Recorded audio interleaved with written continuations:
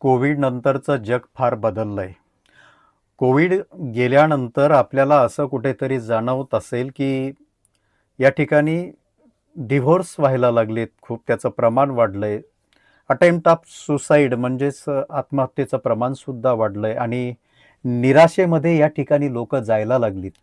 याचा विचार जर आपण केला, तर आपल्या असं लक्षात येतं, की या 2 वर्षाच्या कालखंडामध्ये, त्या कोविडच्या कालखंडामध्ये सर्वत्र दुःख होतं. पूर्ण जगामध्ये दुःख होतं. पूर्ण जगामध्ये भीती होती. पूर्ण जगामध्ये त्या ठिकाणी चिंता होती, की माझं कसं होईल?